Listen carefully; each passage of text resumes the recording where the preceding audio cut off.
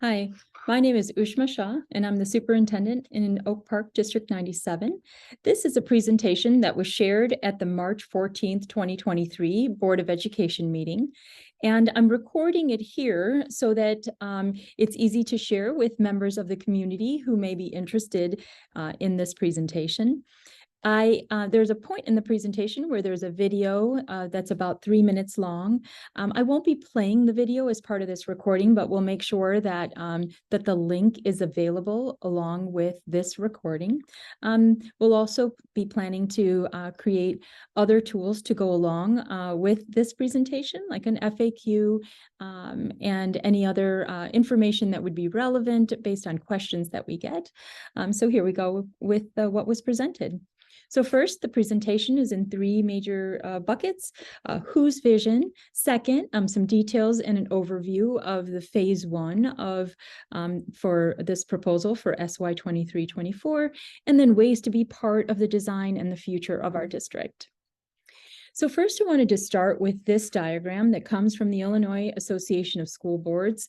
It's a really important level set in terms of what it is that we're trying to do here as a school district and how the board and the superintendent work together to lead the district. So the vision here is that the board really drives the core values and beliefs, that vision, mission, the big picture of the district, and is charged to hold up the end results, the expectations of the district. And they do that through a primary act of voting.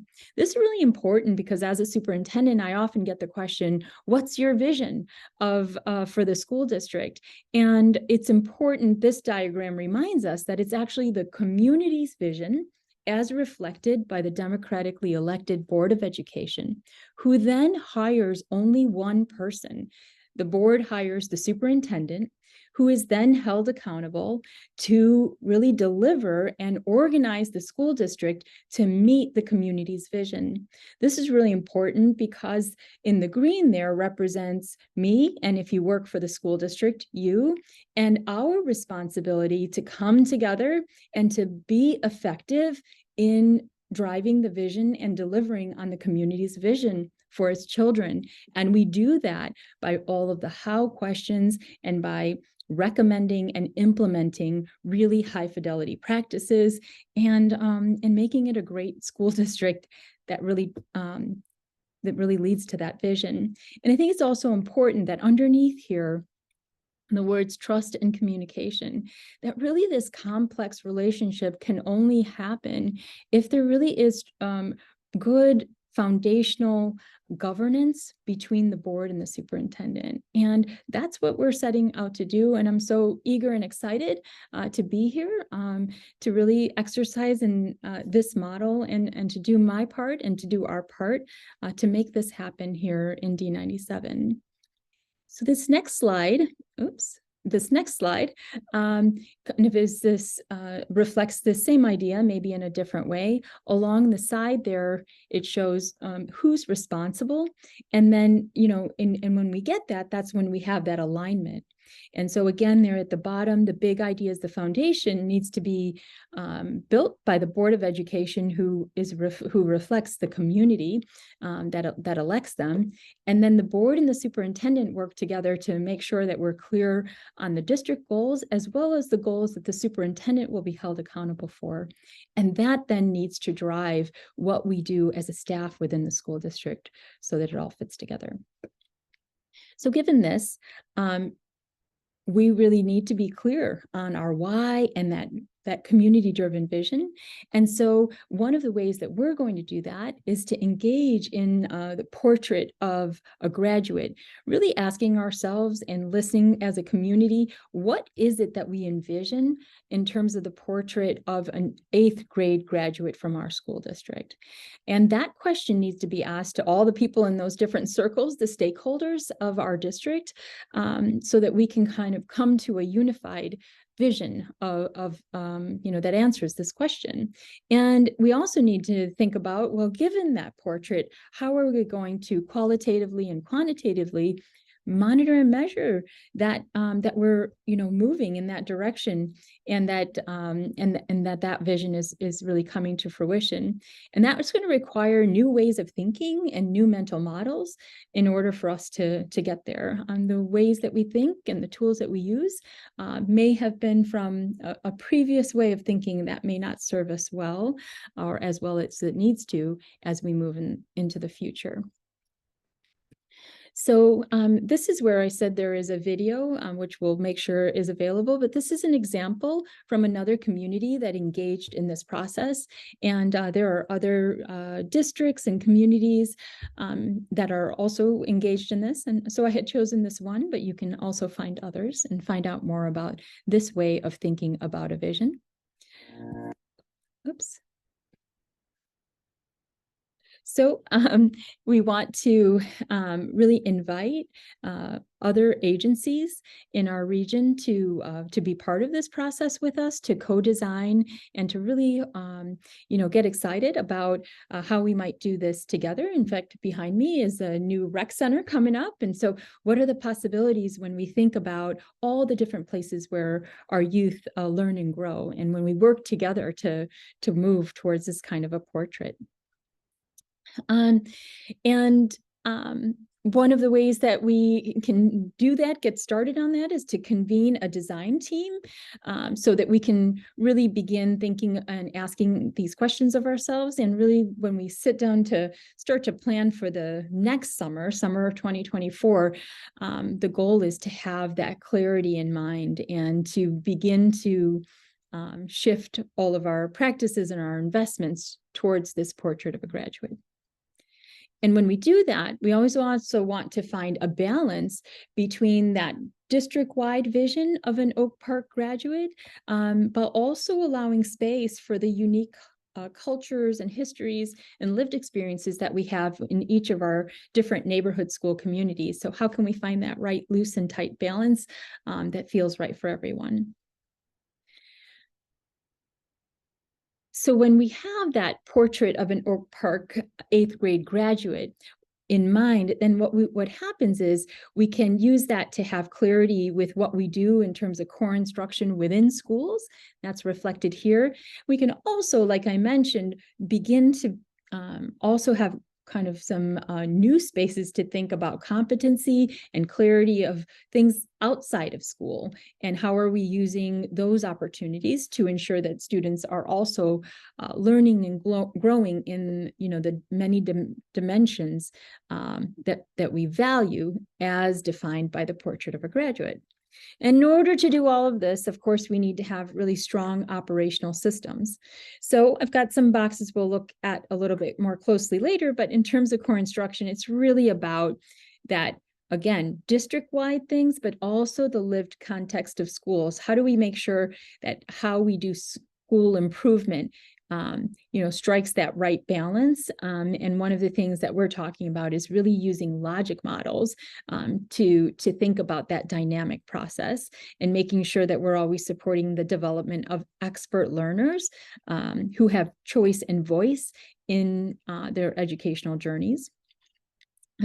We also, again, outside of school, we want to really have partnerships that are focused on well-organized and long-term partnerships that are thinking about early childhood education, multilingual learning, and also using out-of-school time for competency-based learning aligned to the portrait.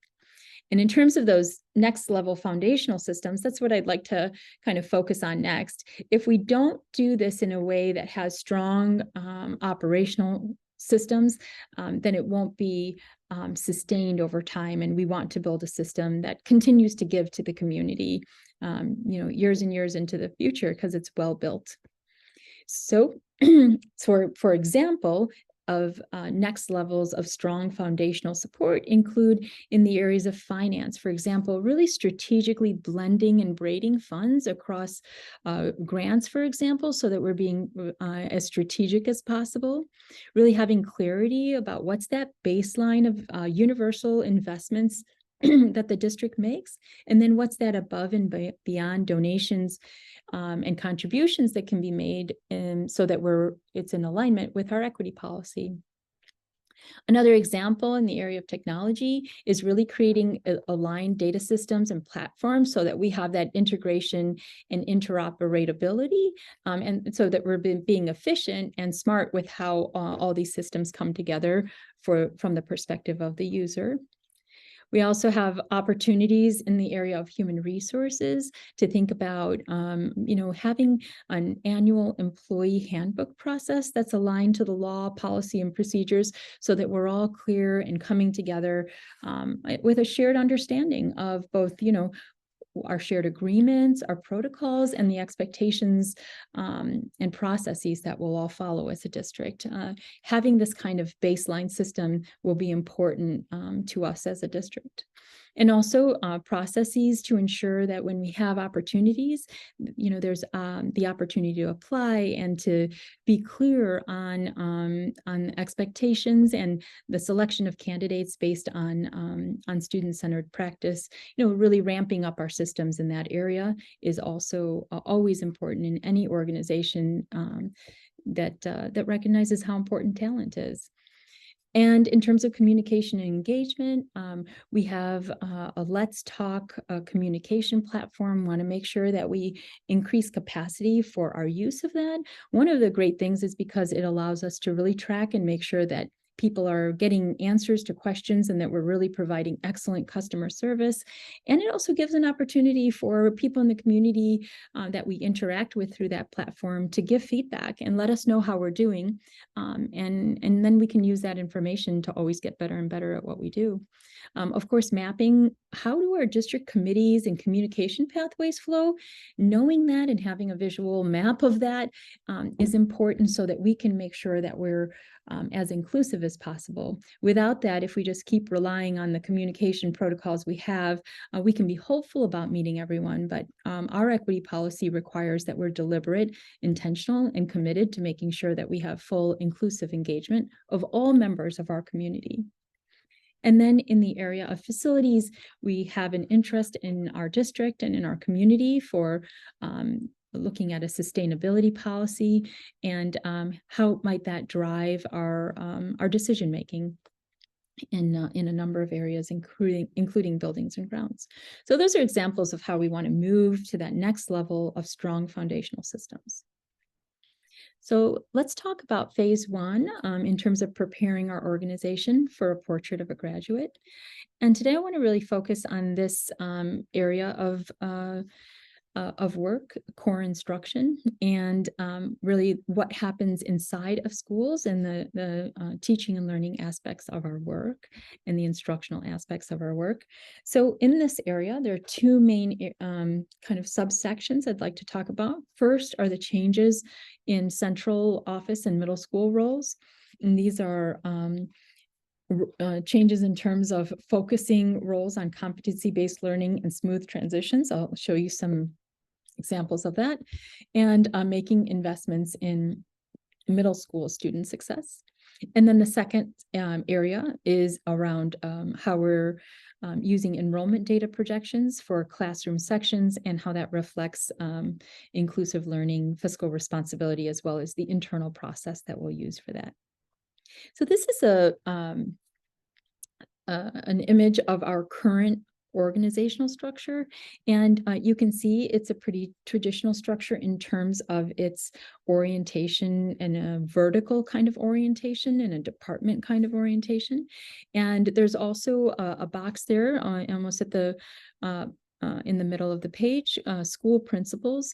And what's important is there are opportunities here for us to create more alignment and to kind of evolve this version of the org chart. And I've kind of named some of them here. So the integration of how we think about academic interventions and supports, and how we think about behavioral interventions and supports, we can really bring those together. Currently, they sit in two different places, in two different columns of this org chart. Likewise, IEPs and 504 structures currently sit in two different columns of the org chart and want to bring that together. And I mentioned the school principals and the schools that are represented on this org chart. In the 21-22 school year, for example, there were 5 different individuals who supervised the 10 schools.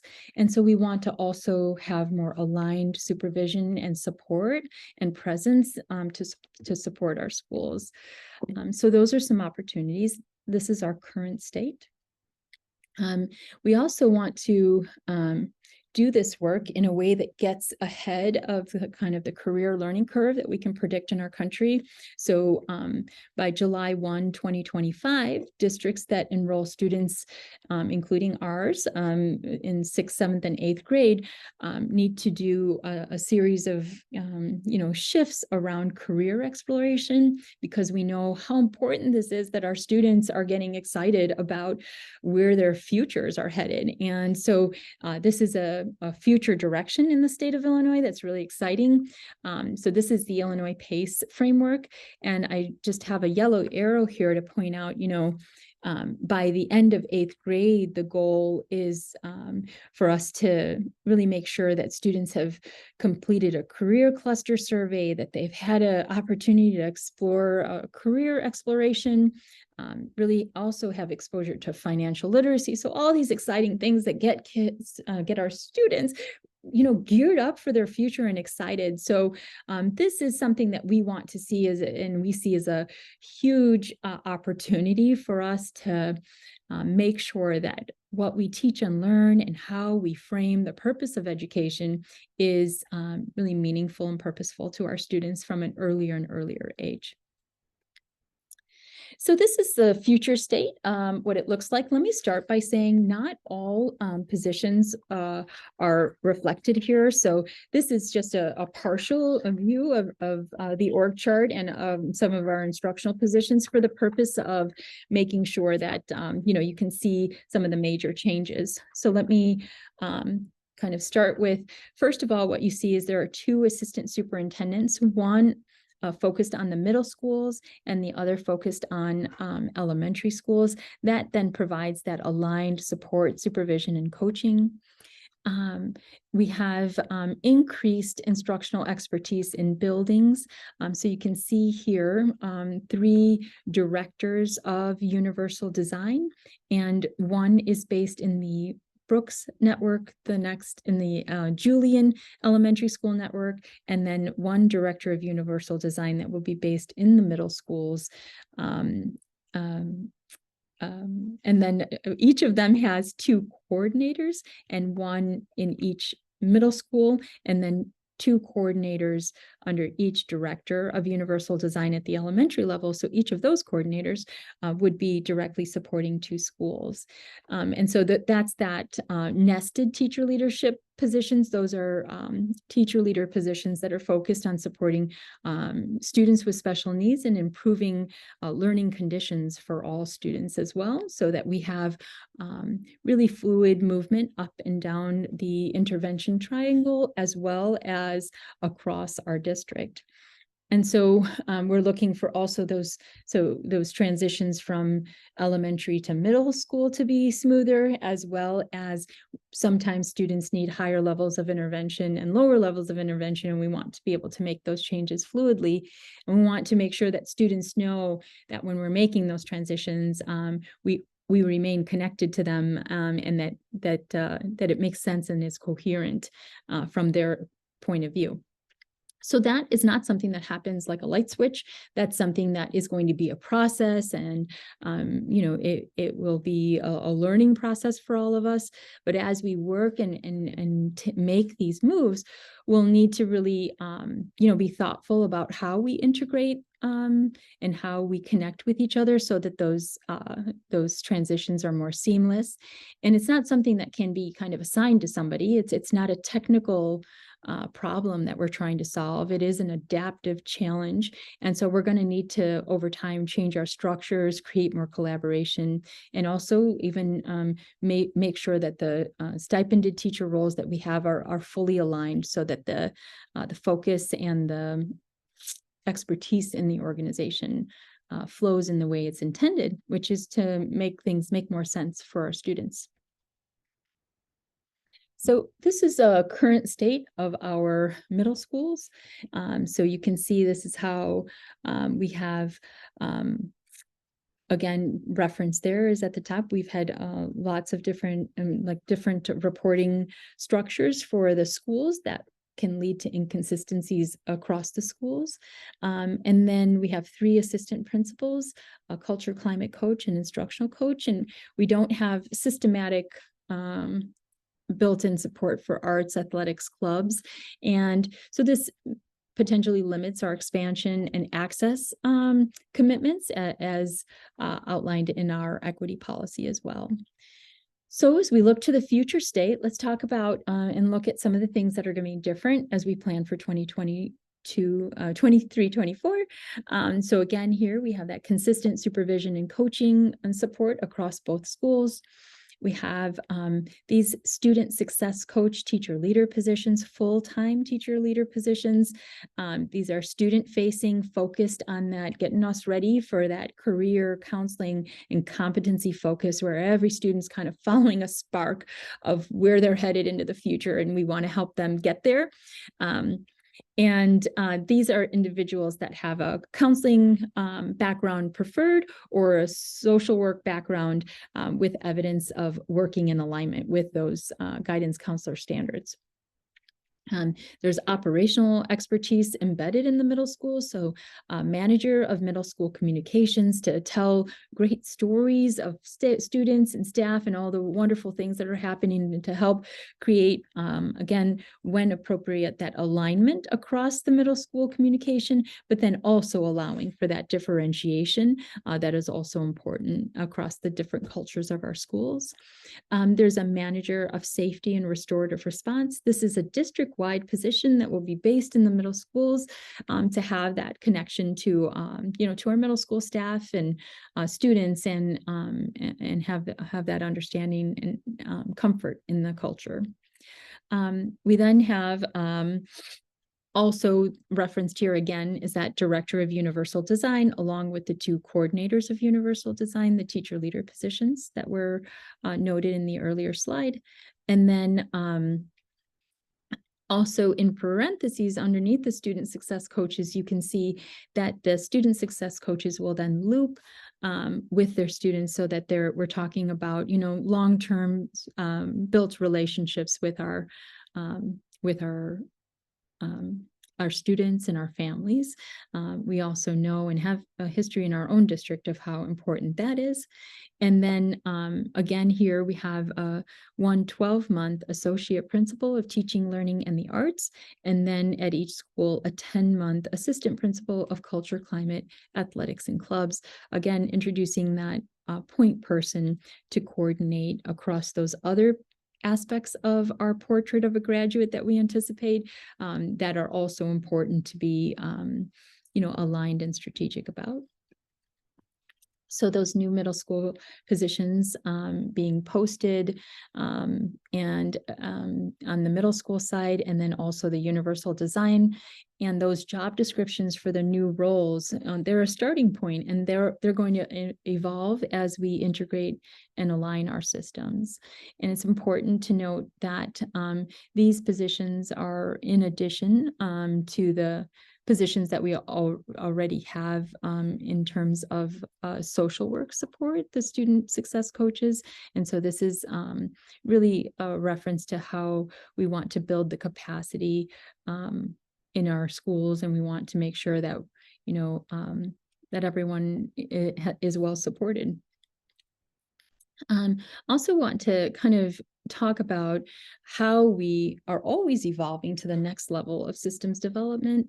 This is an example from the past of our own district. In 12-13, school year 12-13, we had data and instructional coaches. They were hired initially because it was a kind of the initial rollout of one-to-one technology. We were just getting these laptops, and the focus was supposed to be on that as well as instructional technology. And over time, that knowledge increased in the system. Doesn't mean that everybody was, comfortable with their laptops, but more teachers and staff were able to use these devices comfortably as we got used to them. And the district found that the operational aspects of that job were eclipsing kind of the use of technology to really enhance instruction. And so then back in that at that time in the 16-17 school year, the data instructional coach role was redefined. And again, this was because as a system, we said, you know what, we need to now make a shift. And that's when the instructional coach role was introduced. So this process of evolving and changing over time and adjusting to the needs as we read them is a natural and good one in terms of developing our systems.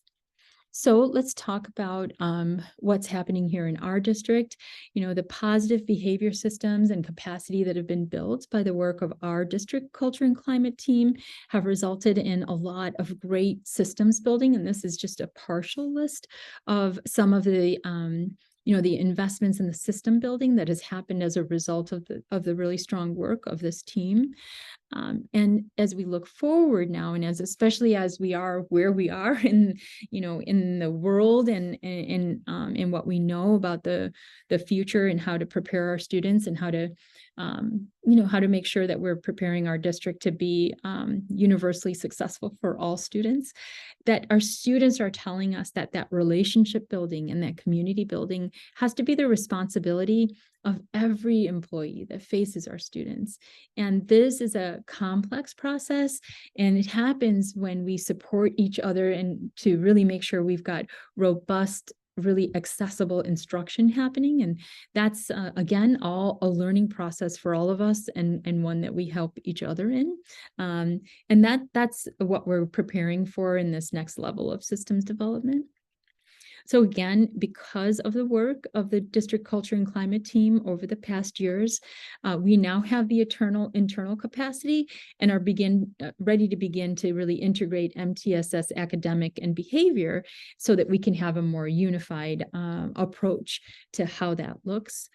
And we're also preparing not only for that more holistic movement up and down the multi-tiered systems of support triangle, as we call it, on the different tiers of intervention, but also across the district as we make that transition from pre-K to K, from 5 to 6, and from 8 to 9. And I want to say very clearly that this is not something that will happen immediately. We're going to need to build bridges between how we currently work and how we work in the future. It's not something that you just make happen by putting it on a PowerPoint or creating a few positions, changing some job descriptions. We're going to have to learn and grow through that. I can tell you now that we're going to miss things, that there's going to be some, bumpiness, that we're going to need to regroup and think, okay, well, what did we miss and what are we learning and how do we need to adjust? That's all going to be part of the change process. And we're ready for that. And we know that at the end of it the purpose and the driver of it is to create a better school system for all of our students, and something that in Oak Park we can feel so proud that we didn't, we made the courageous moves when it was time to make them, to say, let's start to shift and let's recognize that the system that we have needs to continue to grow and evolve so that it can be all that we envision it to be for our students. So we talked about that first area in terms of the roles and the investments in middle school. I'd like to turn now to kind of the classroom sections and how that will look for next year.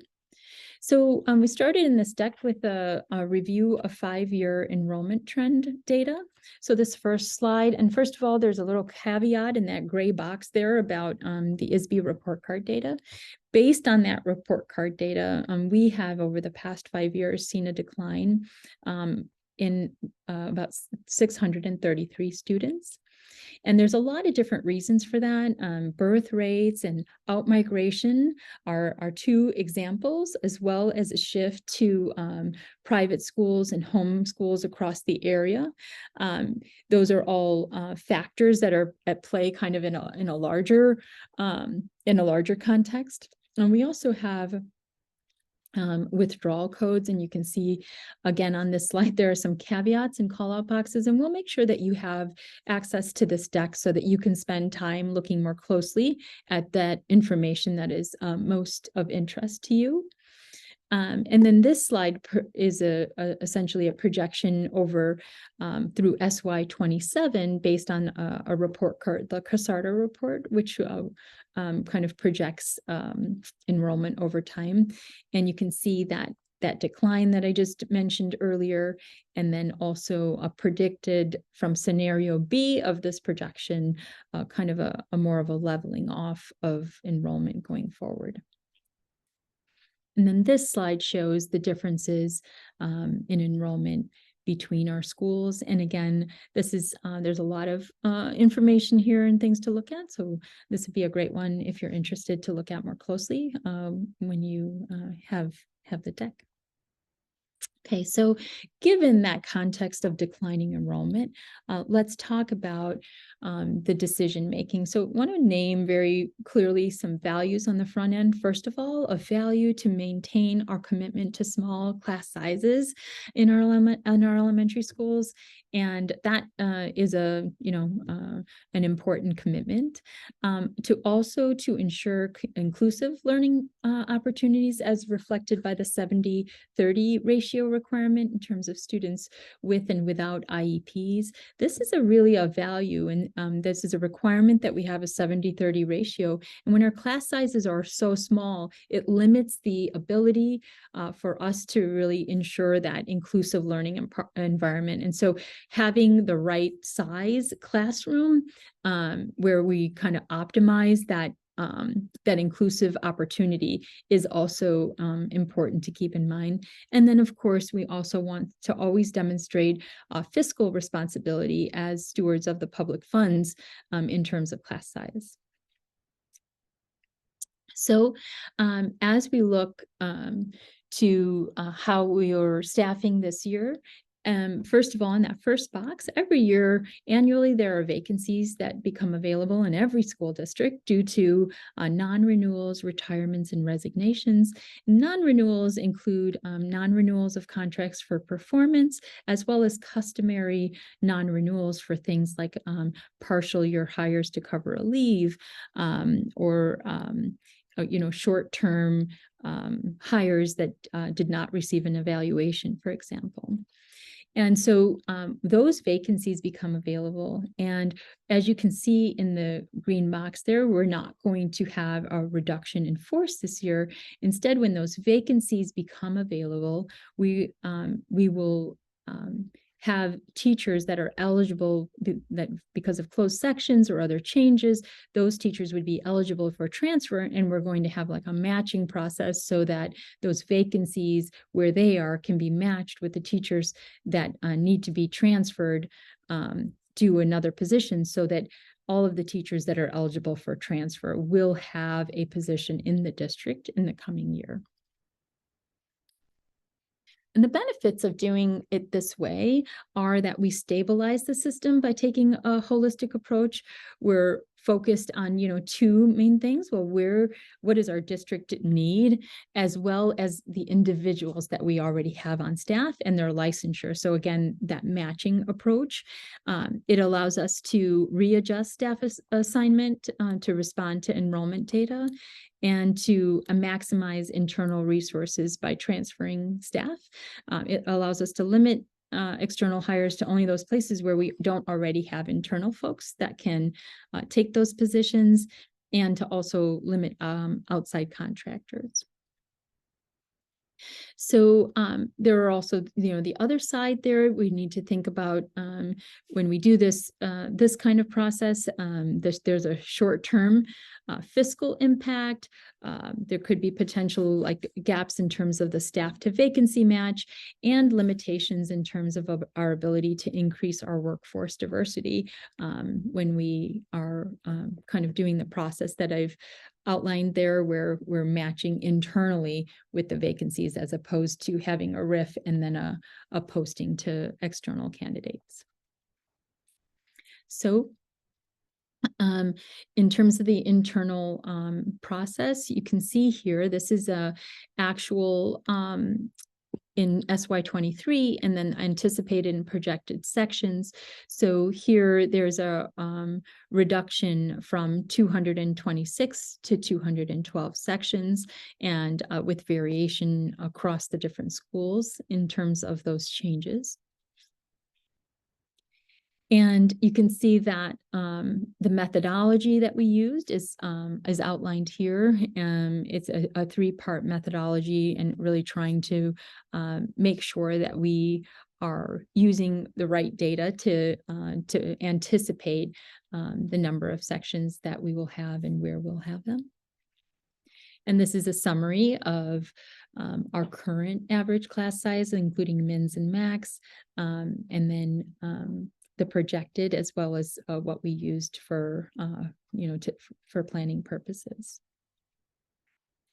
So in terms of a timeline, teachers that are impacted by the less sections and other changes would be, again, if they're not, retiring or resigning or non-renewed, they will have an opportunity to be transferred within the school or to another school in the district. And so that process is started on March 17th. And then there's a process from March 20th to April 7th, where the positions will be posted in Frontline. And in that process, first preference would be given to the transferred teachers.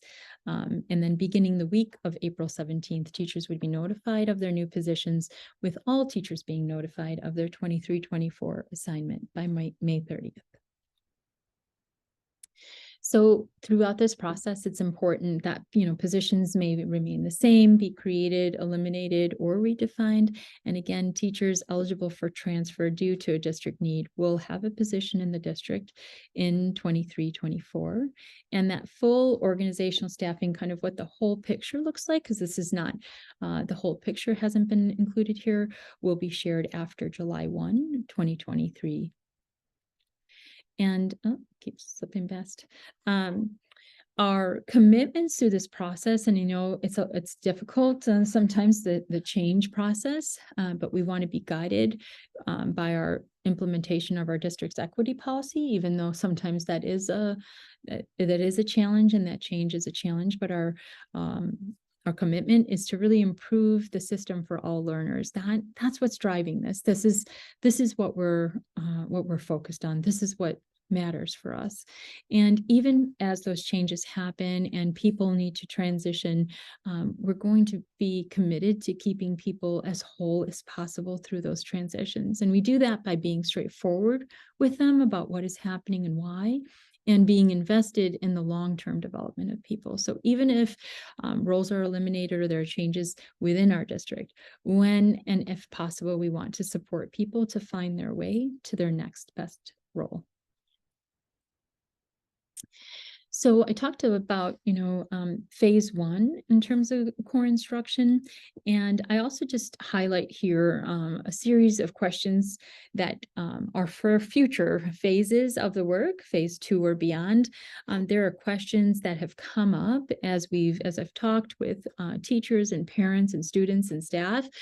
And so I'm naming here that given the portrait of a graduate, here are some other questions that we are asking and will need to continue to ask. I'll pause there to take a look at those.